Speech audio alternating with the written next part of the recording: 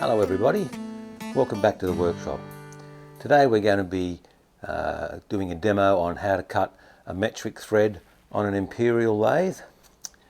This lathe here is, the brand is Atlas, and it's built back around 1930s, somewhere there, so it's pushing 90 years old. It has an Imperial lead screw on it. All the graduations and everything are in inches. This particular lead screw is 8 teeth per inch, so we have to do a bit of trickery if we want to cut a metric thread. The project I want to do today is a 10mm thread that has a 1mm pitch, so every turn of a nut the thread will be 1mm, or the nut will move 1mm for each turn. So I'll show you how to calculate what gears to use and how we go about keeping it all in sync. On the end of the lathe here you'll see these gears here, and they connect the lead screw at the bottom to the spindle at the top.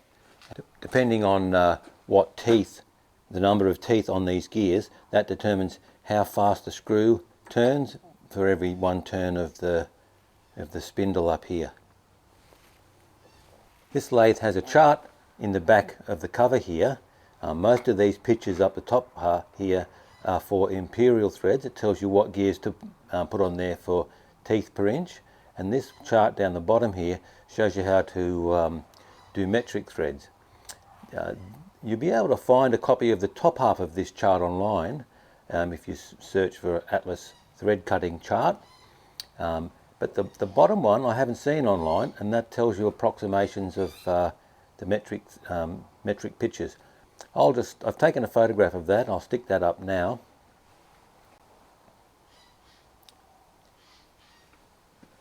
So you'll be able to see a 1mm pitch on there.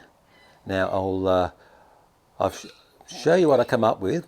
By the time when you interpret this chart, it comes up with a set of gears to place on the end of your spindles there. This is what I came up with from interpreting that chart. The spindle up the top here usually has a 32 tooth gear on it. You can't change that, it's always there. And the next one along is either 32 or 16. Those two gears normally remain in place as well, and you just mesh with one or the other depending on what you come up with. This particular thread needs the 16 teeth per inch to be in mesh, and this 64 tooth gear is both in mesh here and there, so it doesn't change the ratio of the gear train at all. It's just an idler gear. Come down to the next gear, it meshed with a 48 tooth gear. So with this idler gear here, it's like that 16 tooth gear is meshed directly to that 48 tooth gear. This one is just here to make up the space, because otherwise the gap would be too big for this one to reach to that one. The next one along here, these two are on the same shaft keyed together, so one turn of the 48 gear also equals one turn of the 52 gear. That's the same for the rest of these gears. So the 52 tooth gear is in mesh with the 40 tooth gear, and these two are locked together. The 32 tooth gear is in mesh with the 44 tooth gear. So it's basically, and this one's on the lead screw directly. The only thing in between this gear and the lead screw is a reversing gear, so you can change the direction if you want to be turning towards the chuck or away from the chuck. So this train should come up with a 1mm pitch, and I thought, how can I verify how close that is to being accurate? And I went and found this formula here, this teeth per inch one at the top here, which shows how to calculate what the pitch will be given a set of gears all linked together. So the L is for the pitch of the lead screw, which in our case is 8 teeth per inch. So we'll just put an 8 in there, and the A, B, C, D, E, F are just all these gear pairs. So it's the 16 and the 48, the 52 and the 40, and the 32 and the 44. You can see those numbers in there. So when you do a bit of maths and calculate that all out, it comes down to the teeth per inch equaling 25.38. So it's almost 25.4 teeth per inch, which would be 1 millimetre. So if we then figure out how far that is away from the pitch we want, 25.4 minus 25.38, it's out by 0.015 of a tooth, or in our case 0.015 of a millimetre. If I take that 0.015 millimetre and divide it by 25.4 to turn it into inches, we end up with this, 0.00059, or 6/10 of a thou. So over an inch, our thread will be out by 6/10 of a thou, which is hardly anything. So for our purposes, or for most purposes you're going to come up with, this is going to be close enough for practically everything except making measuring equipment. Hope that makes sense. Let me know in the description if you want a better explanation of how that works. What I need to do now is put those gears on the end of the machine there and link the spindle to the lead screw. Let's go and do that. These gears are all over the place. These are actually meant for feeding, not screw cutting, so we'll just take those off. It's actually easy if we start from the top and work down. There's a nut around the back here that loosens the banjo. The banjo is this framey thing underneath there. And what I like to do when I'm mucking around with these things is unplug it. Because if that switch shorts out or whatever, this thing has taken my finger straight off. So let's not do that.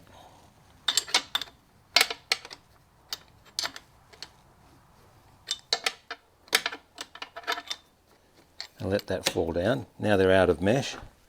So we'll start from the top and get all these out the way.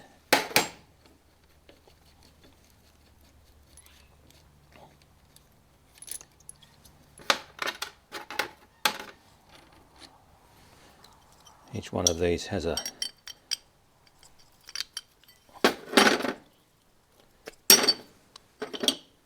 so that one goes onto there, and it's got a little axle in here that spins around. Nut in the washer.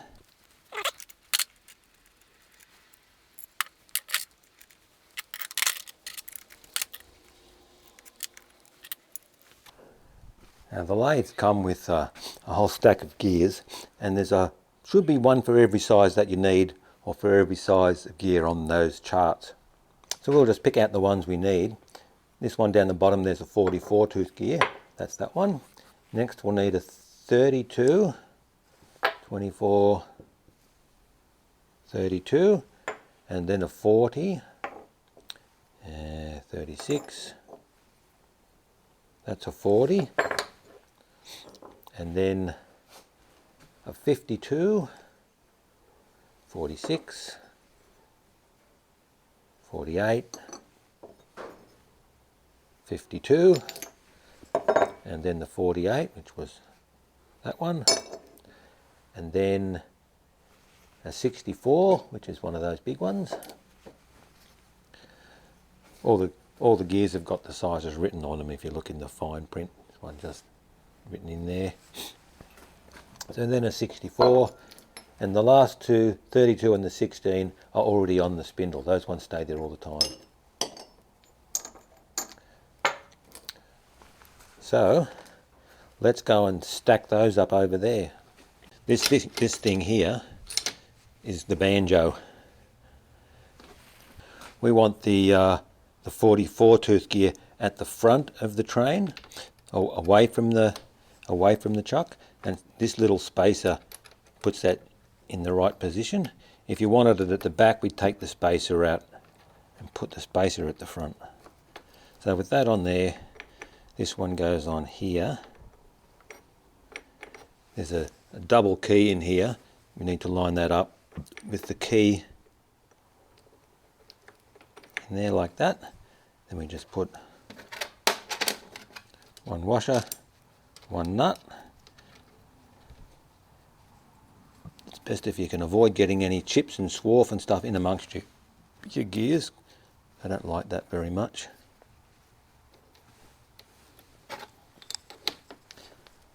we'll just tighten that up. Now that spins around freely and it turns the lead screw. Next is the 32 and the 40. The 40 goes at the back, like that, and the 30 at the front.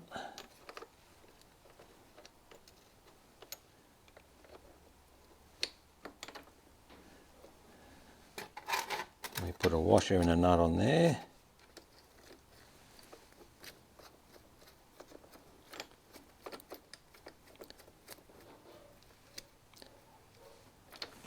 And you want to get a little bit of play in these, you don't want them meshed together really tight.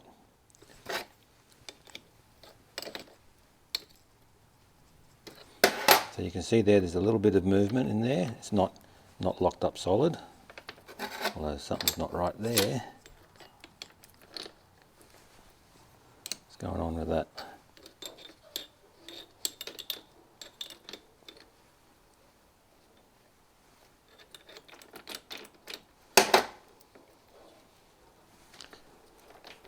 Something's up with those two. I'll just pull them apart again and make sure they're clean. I'll bring you back in a second.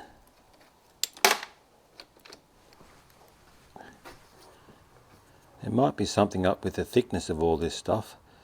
When I look at these, I've got a bit of a step there. That should be enough so that the nut and the washer don't lock up and stop them from spinning. On a modern lathe they call the gearbox a quick change gearbox. You can tell why, because it's bloody slow mucking around with these. It takes forever.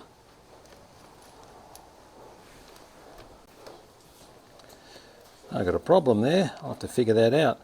I think one of these gears is slightly too wide. I'm not sure what was going on there.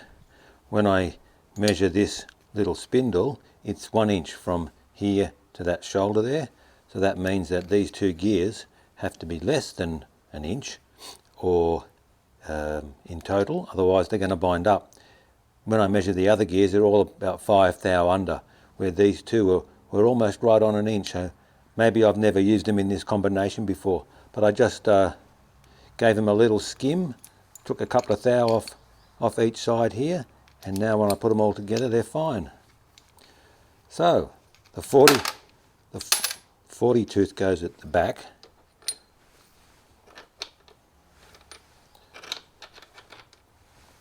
Like that.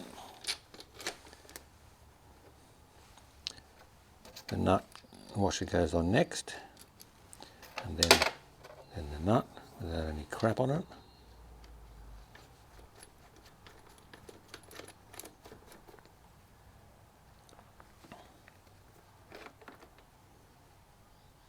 So if I lock those up out of mesh there, give it a little tighten, see that spins freely now, which is what they're supposed to do, and there's hardly any end play.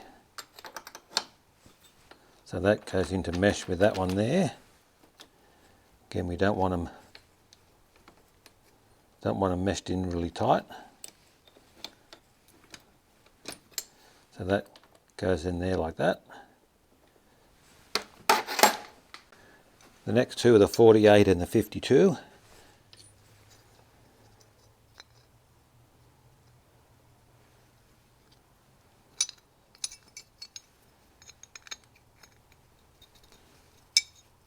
The 48 goes on the back, I think. No, 48 goes on the front.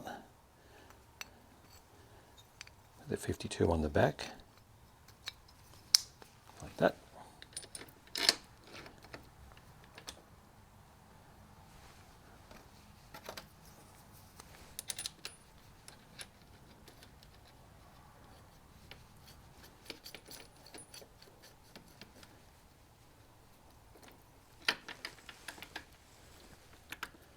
Now I can't see why I need that 64 tooth gear in there.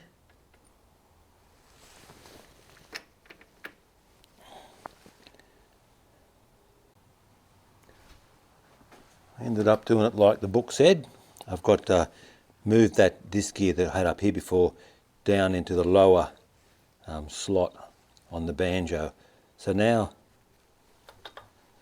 They're all tight because I've got it spinning. They're all got a little bit of play in them. None of them are tight. All my nuts are done up tight. Just double check that.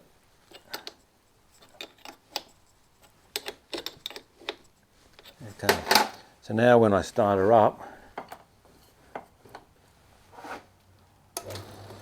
they all spin around like that. So it's all pretty calm. There's no big noises. I'll shut that up. I'll just bring you around the front again. I've just set up my dial indicator here. I'll engage my lead screw. I'll just turn the chuck around now till that takes up. Here it comes. Set a 0. Now 1 millimetre is about 39 thou, 39.4. If I turn the chuck one revolution, I'd expect the tool post to go 39 thou that way.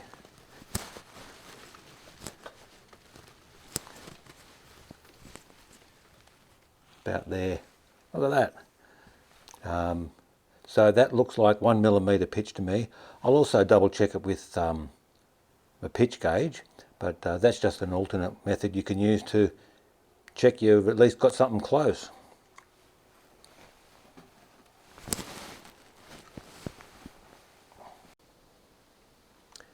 It's a couple of days later. I was thinking of doing this video in 2 parts, but the first part turned out reasonably short, so if you made it this far you're probably going to keep watching all the way to the end. So I've got the next bit set up.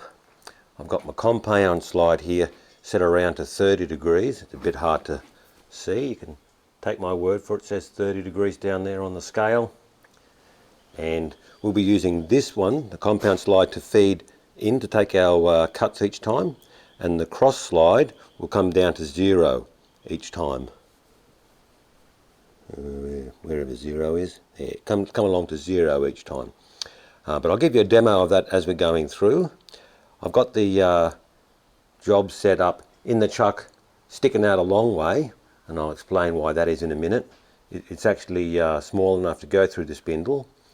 I've got a steady rest set up here, and my tailstock in the end there. There's my 60-degree ground tool ready to go. I've got that on centre height and squared up. I've got a little groove cut in my job to stop in so I don't hit the shoulder. And most importantly, we need to be able to keep track of the position of the carriage compared to the lead screw. Where we start cutting the thread, when we first engage the clasp nuts here, or the half nuts, we have to keep using the same position on the lead screw until we finish the thread. That doesn't matter so much. It's more flexible if you're cutting an Imperial thread on an Imperial lathe, or a metric thread on a metric lathe. But when we're cutting a metric thread on an Imperial lathe, it makes for a really weird ratio. So we're going to use this little fellow. It's called a threading dial. To keep track of that, it's got a little gear down the bottom here that meshes into the lead screw, and as the lead screw turns around, this little fellow turns around as well. I'll just disengage my half nuts here and start the machine up. Nothing else is going to interfere. That little squeak there is that little jobby, but that's all right. You'll see here now that turns around, and you watch when my one comes around. I'll engage my half nuts like that, and then you can see the tool now tracks along, and that remains stationary. When I get to the end of my slot, I'll disengage, turn off the machine, and you can see here that my one is now tracked past my mark there. So all I need to do now is move the lathe backwards until those lines line up again. Then I can re-engage the half nut and continually winding the machine. I'm continually running the machine backwards until I get back to the start of the cut, and we can go all around again. But I'll give you a demo of that. That's just the theory on what's behind it. The other thing that makes it more difficult on this old lathe is it has no reverse speed or reverse gear or whatever you want to call it. So you have to wind the machine backwards by hand. And you can imagine, if I disengage the belts, if I try and wind that backwards now, about 20 turns, that's going to get really ordinary really quickly. So I'll show you something else I've made up that makes that process easier. I'll just put you in the stand so I can use both hands. I made up this little gadget a couple of years ago. It's just got a hole in the end there with a notch cut out of it, and this diameter here is just a little bit tapered and bigger than the back of the spindle. So I can knock that one in there. I'll just give that a bit of a tap with a soft hammer. And that's locked up in there tight. I'm not going to need a lot of force. And this is a crank handle I had kicking around for my old stationary engine. I thought I might as well make it to suit the same size as this. So I can put this in here, like that, and wind the machine backwards, like that, nice and easily. If you guys watch down at the threading dial again, as I wind backwards, the numbers will come back around. When it lines up, I engage the half nut again and it's right back where we left it. And I can keep winding now. Be about 20 turns. As I turn now, just watch the tool coming back.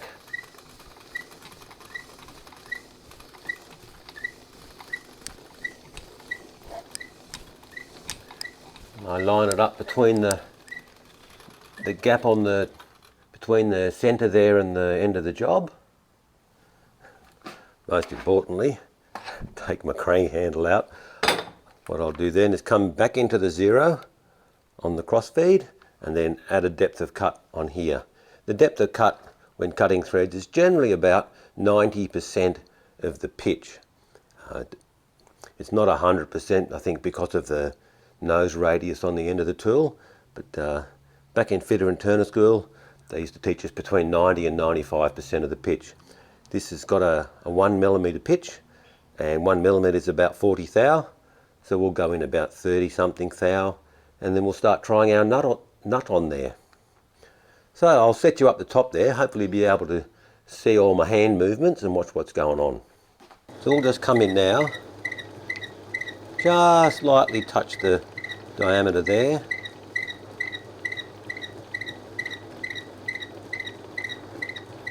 There we go. We'll set 0 on our cross slide. We'll always come back to that one after every cut. We'll give it a couple of thou, let's say 3 thou on the compound slide. Now we'll wait for our number 1 to come around, which you probably can't quite see on the compound slide, on the threading dial I mean. Once I engage it the first time, I'll need to keep track of where it is, as I just explained.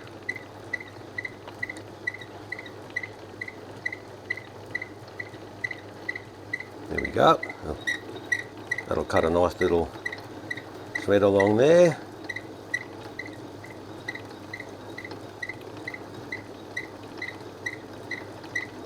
We'll disengage in the gap, switch it off. We'll come out 1 turn on the compound slide, on the cross slide. Get it right, Dave.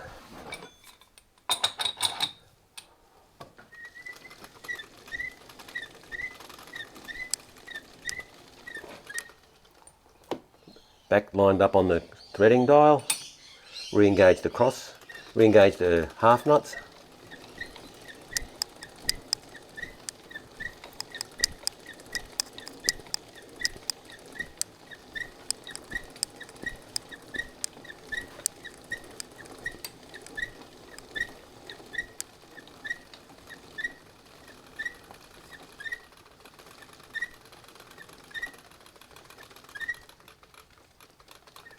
It's about 29 turns. And this is my pitch gauge. I've got the 1mm leaf hanging out there. Now, I did test this before with the dial indicator, but I can lay that one across the top there. This is standard practice for cutting the threads, and now I can see that the pitch is lined up pretty much exactly, or it should be exactly. A little bit hard to tell, but I'm confident that's right. So come back in one turn to my 0 again on the cross slide, about there, and we'll give it another 3 or 4 thou on here.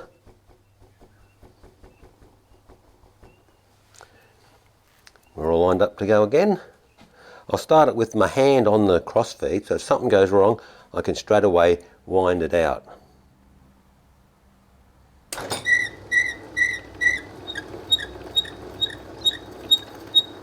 Now I'm ready to disengage the half nuts again when I get to the undercut.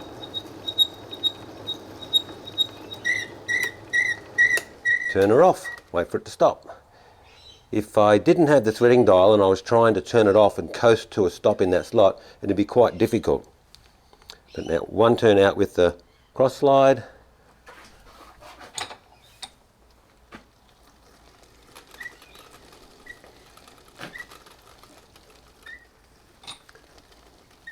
Re-engage the half nuts.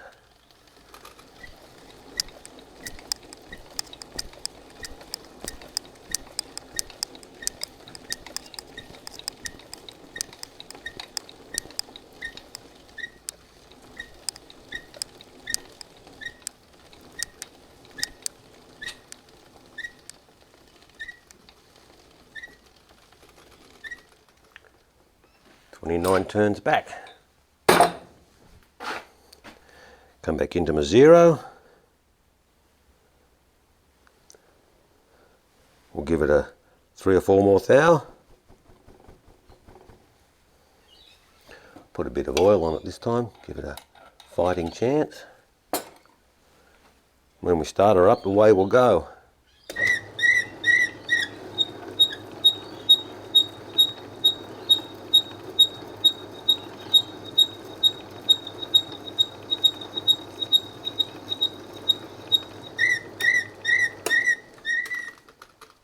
That's about the complexity of it. Don't let anyone tell you can't disengage the half nuts. People think once you do that you lose it, but you can still keep track of it using the way I've just shown you. I'll shut up now and just speed through this. You can watch me going back and forth, the same thing around and around. Wind back one turn, not that one.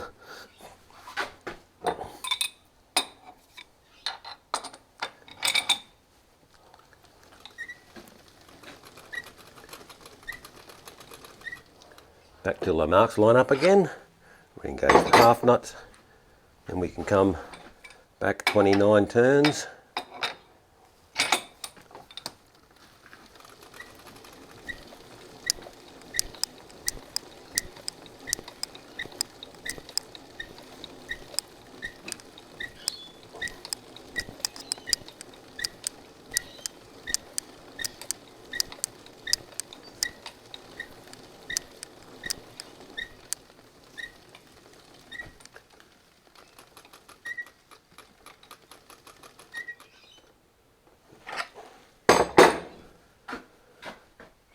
Come back into our 0.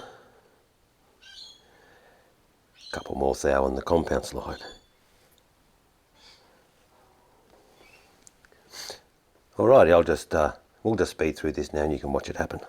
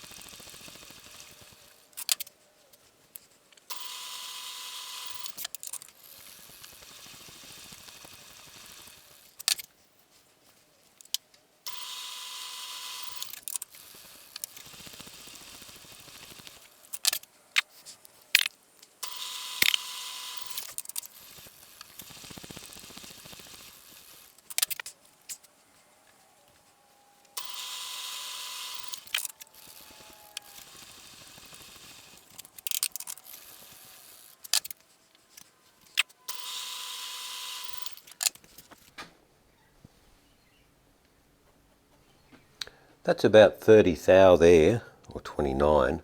The thread form is starting to look pretty full. I've got my nut here that I'm going to try on there. That's just made with a tap, but they're the two parts that I want to fit together. So let's just get my tailstock out of the way.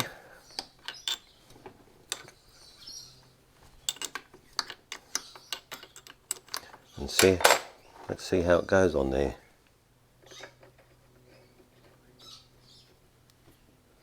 Getting very close, it starts to go on. That might almost be enough. No, not quite. We'll go a couple more. We'll also give it a bit of a file as we progress.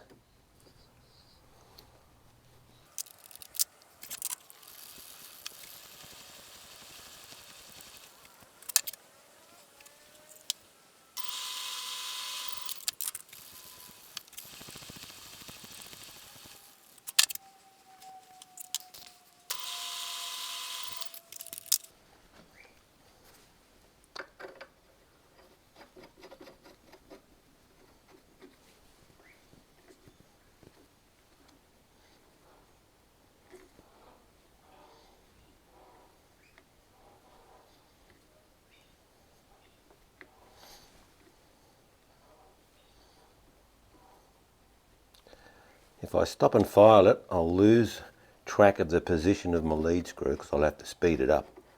So I might just go one more thou.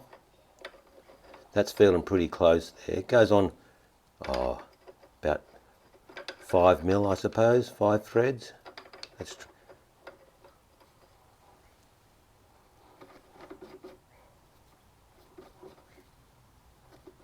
that 3, 4.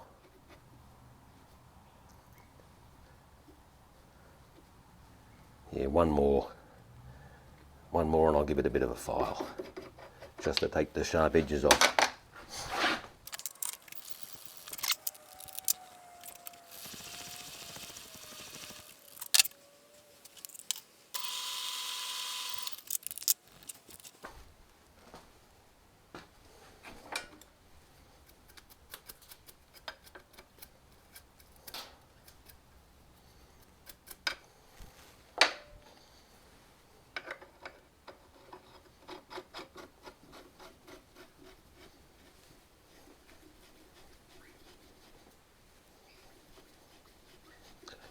That's going to go all the way on there now. It's nice and tight, it's not going to slop around. It doesn't really matter for this particular application, but it's always nice to make a good thread. So there we go, guys. That's how we make a metric thread on an Imperial lathe with no reverse gear. The only thing you really need to do that is if you plan on going up to a shoulder, is you need to have that threading dial. There is a gadget called a star wheel that you can make yourself if your lathe doesn't have a threading dial. If you're interested, I can give you a demo or a description on how to make one of those. Just leave a comment in the description. I read all the comments.